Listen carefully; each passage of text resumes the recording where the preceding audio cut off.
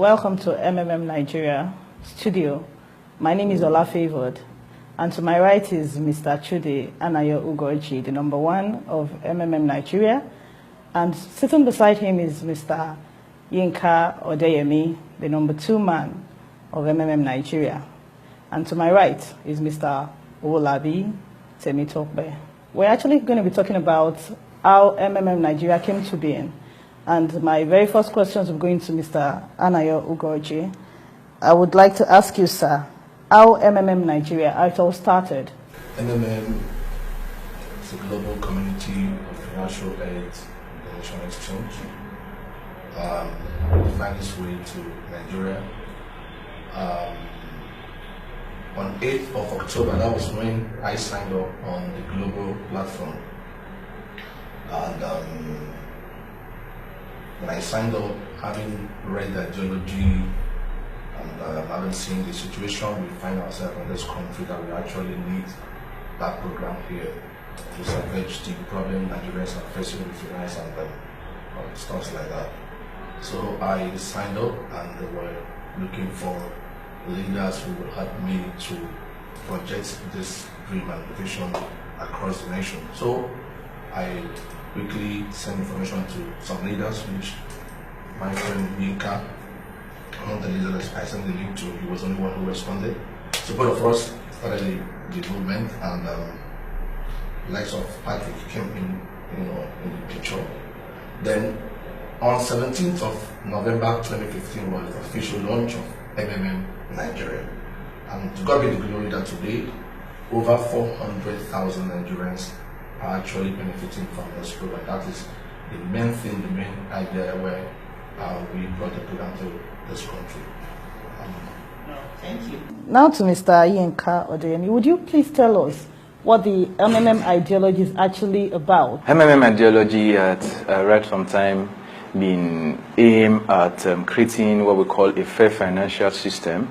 If every one of us understand what is going on around us now, you understand that the way the financial network, the financial system of the world is designed is actually projected at helping some set of people.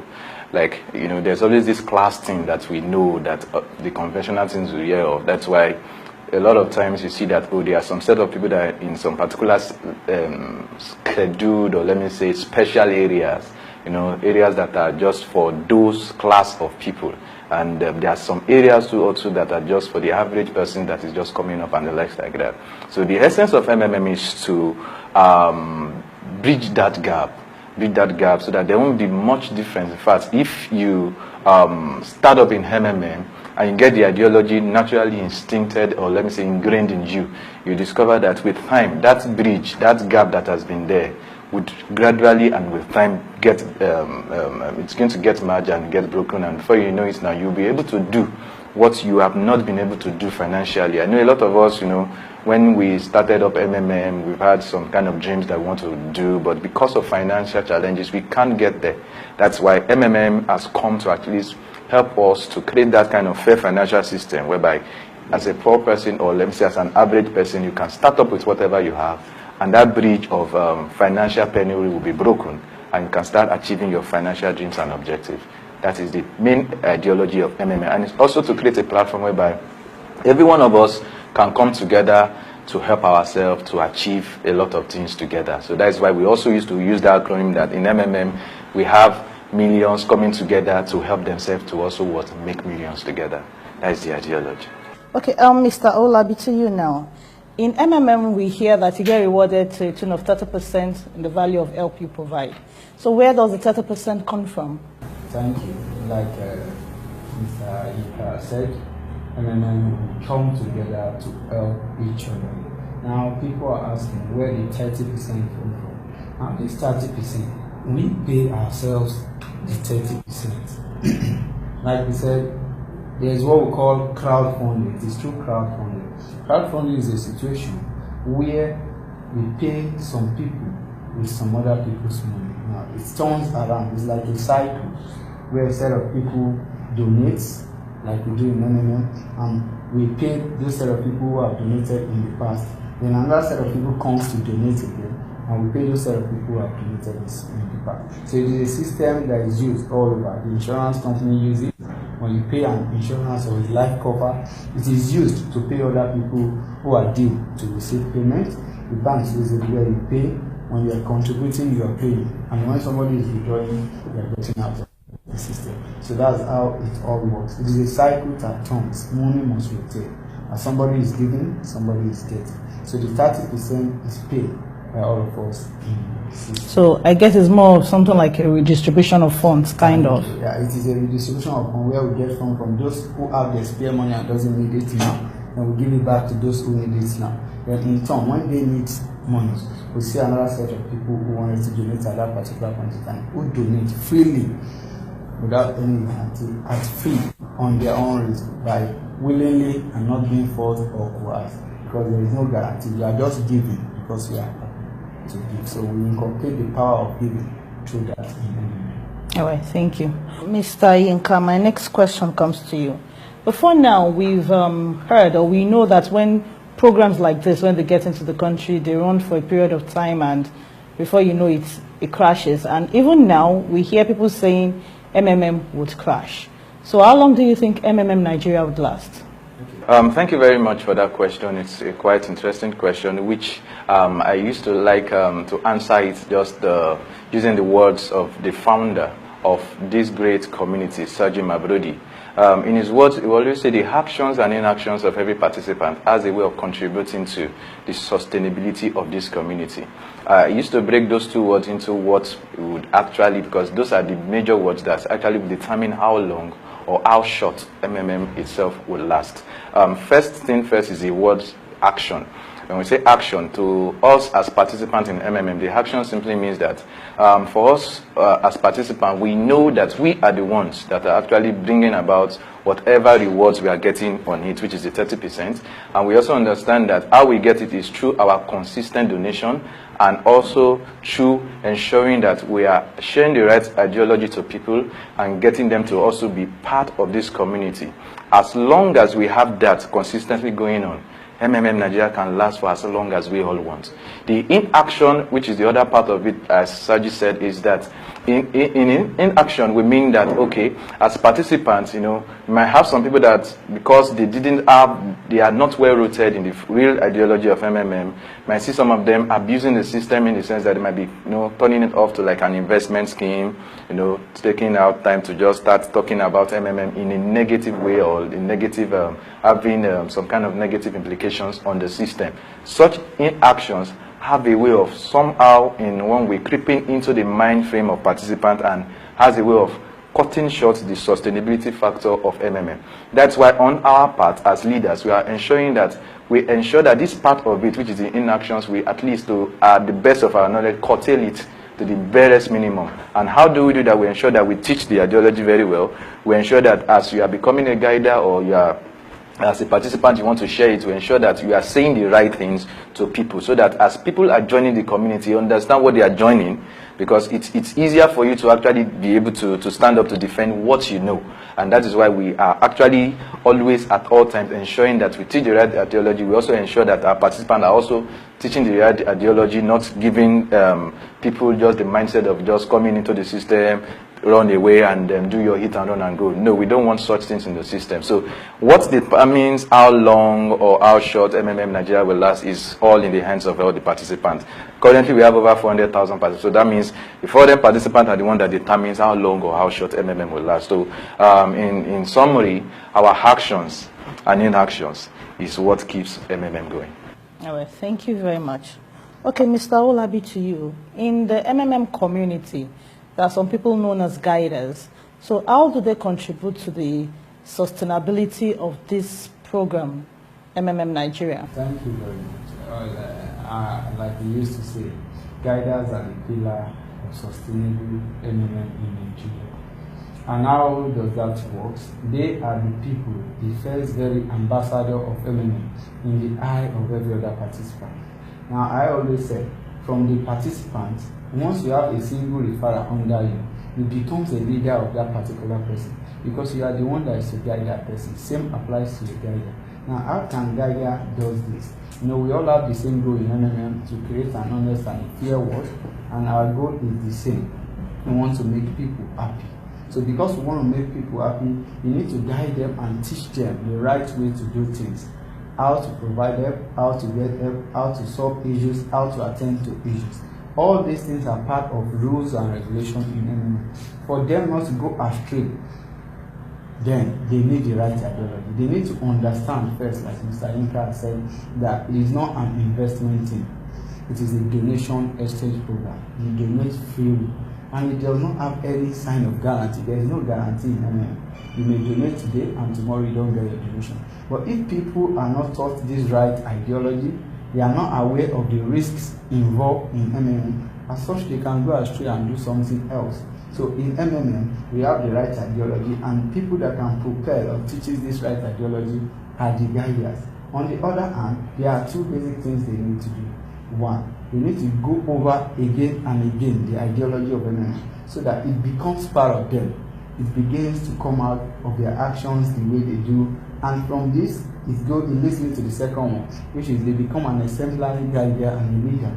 That goes for all participants too. If you have a single referral you are guiding on how to do one or two things, you have to show him by example how to do the right thing, how to follow the right ideology, how to be aware of the risk, and to be aware that there is no guarantee in anything. So doing this, the guiders will pass on the real ideology and how to do things, who in turn, the referrer, who refers somebody else who is a new participant, will pass it on. And with this, we can sustain this system for as long as we wish, because our action, inaction, and reaction.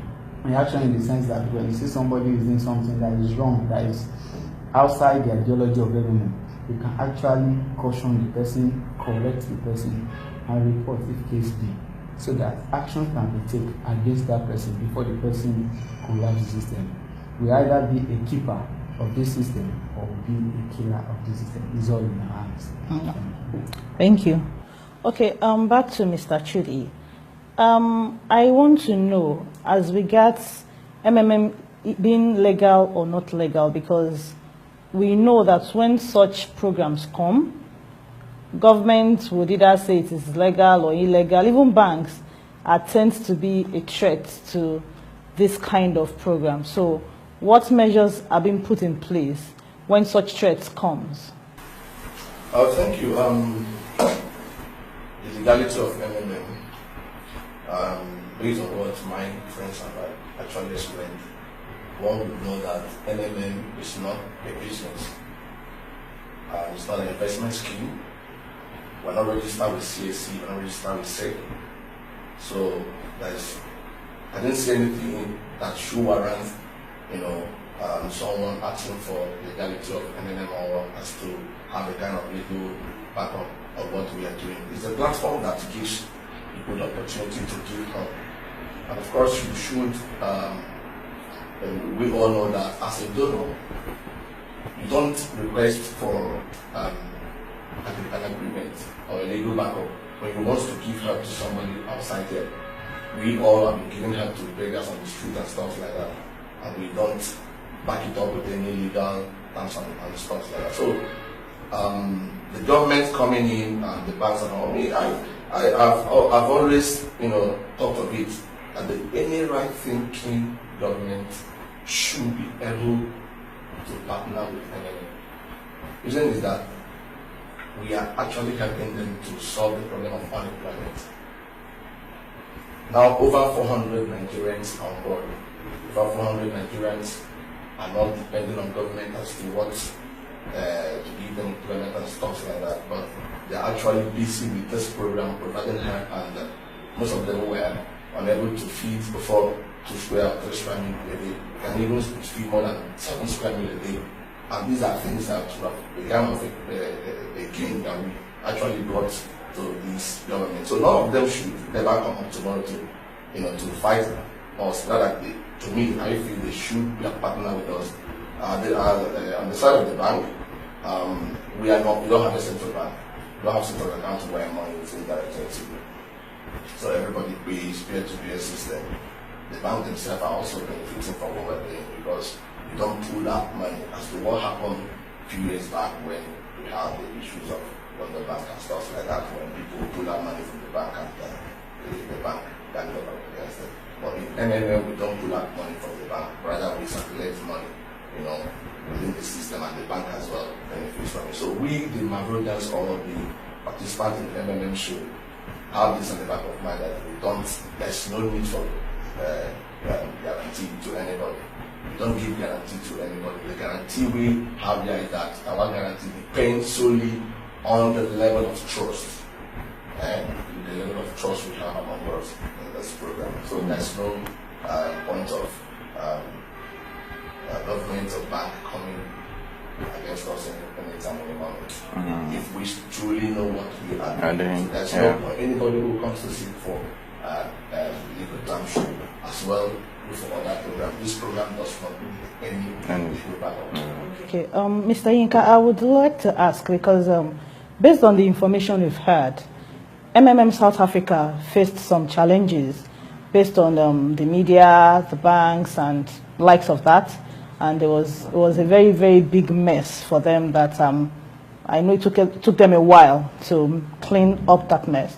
So what measures have you put in place now for MMM Nigeria to face such risk and threats when they come? Okay, basically, from what my boss have been able to express and talk about, as regards the legal part of it, I was about chipping in something in before this question, which is quite good.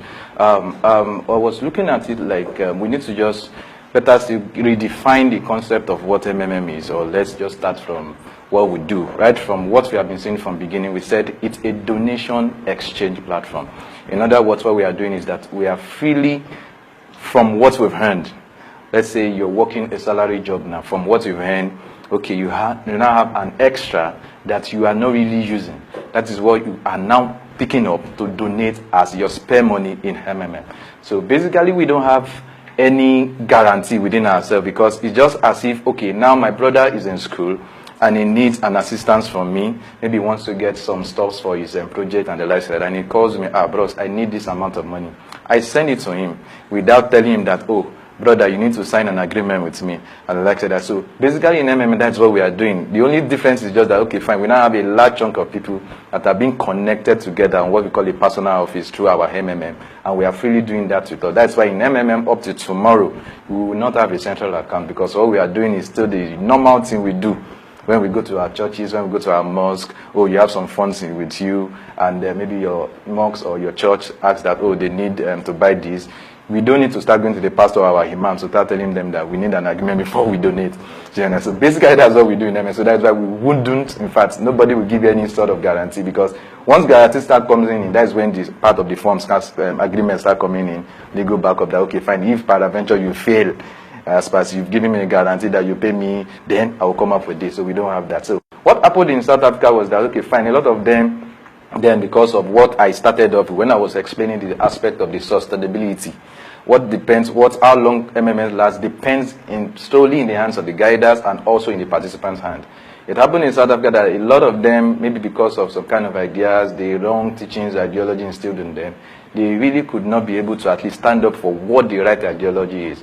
So when the panic that sets in through government, negative media and the likes that start coming in and popping in, in fact, let me say like a large chunk of them were not that grounded in the ideology. So it was easy for them to just be swayed away. So that's why in MMM Nigeria, what we are looking at is, as leaders now, we are not just looking at, starting something that, all of us will be rich, the guys on top, we have all the best houses, build all the restaurants, and we zoom up with the money. No. In MMM Nigeria, we have a sort of a link within ourselves. We check ourselves to ensure that we are doing the right thing. Doing the right thing in the sense that we are providing help as requires, even from our bonuses that we also know that it's also coming from the donation income. We also still make sure we ensure that we are providing help back also with part of what we get as bonus, so that as long as that part of our queue, as long as that part of our pool, our provider is always there, we will not have issues of maybe a restart or a pause coming into view. So what they had there was just because they had more of people that were not really grounded in the ideology, that don't really understand. That's why at all times you see that I am always there, Trudy is always there. We are always doing our best to make sure that we are always saying it as it is. Telling you that, oh, we don't give you guarantee, telling you that, oh, also for us to last for as long as we want, those two factors must be in place. We must always provide help. Whether you as a guider, you are getting all the biggest bonus, you also need to also provide help back in return, because that bonuses you are getting is also coming from the pool. So as long as that is there, and also we are also, because of our consistent presentations, you know, one-on-one meetings that we have like that, we're also at least getting a lot of people to be part of the community. That's why you see that the last M of MMM means what? Movement, meaning that we are always growing. Our numbers today will be different from our numbers tomorrow. Why? Because as we are sharing it, a lot of people are buying into the idea and they are becoming part of the community. Thank you very much. Okay, another question I would like to ask you, Mr. Yinka. We've had participants who fidget in the community. Probably they have provided help and they are waiting for somebody to confirm them, or they want to get help. The person, as someone has been assigned to provide help to them, but the person is not responding, and many of them begin to fidget and begin to panic. So how do you address such issues? Okay, I normally address that with my two keywords. The two keywords that actually keeps MMM to anywhere it is, or the two keywords that can actually keep MMM for as long as it wants. And what are those two keywords? Number one, trust. And number two, patience. When issues like that comes up, I want us to understand that we are dealing with ourselves. So there's always that a little bit of gap or mistakes that will be there as humans. You know, we are not above mistakes. Sometimes somebody might send a payment to you. He has even forgotten that he needs to upload the payment proof. Maybe somebody didn't tell him. They just told him that his order has come and needs to pay, and he just goes ahead and doesn't upload his payment proof.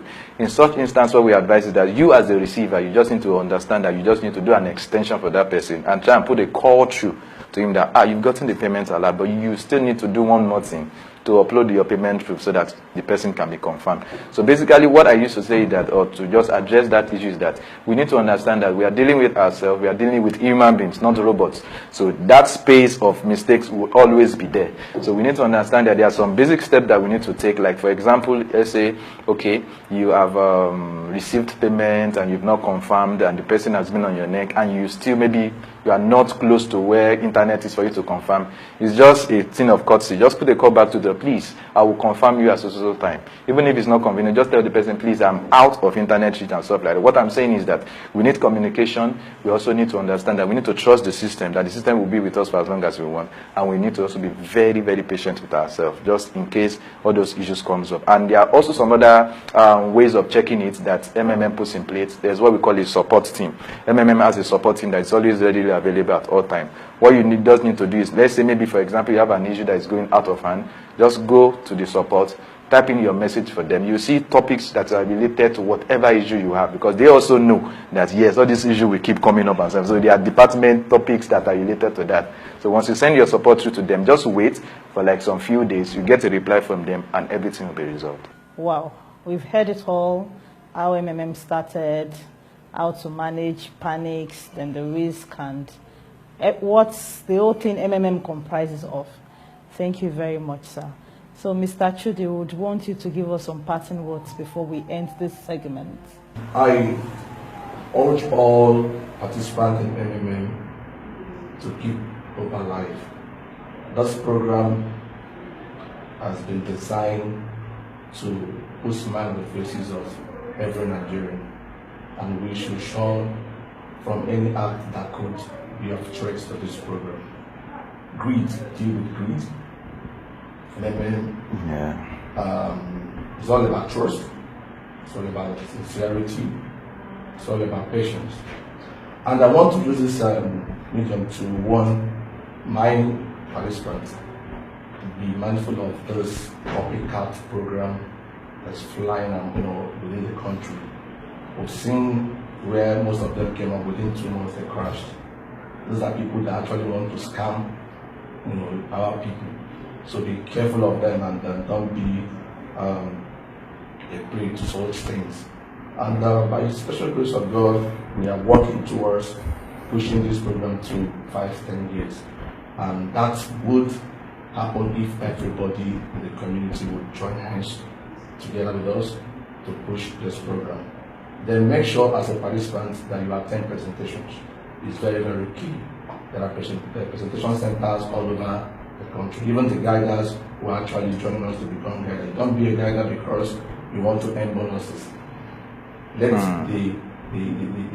aim and objective of becoming a guider centers on pushing the ideology and helping people to smile. So every guider we discover we have less working guiders in our community.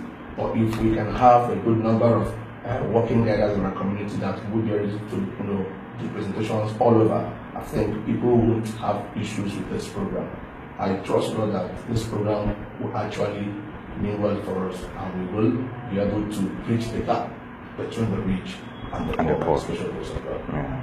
Right, we've heard it all from the horse's mouth. We've heard what MMM is and what MMM is not.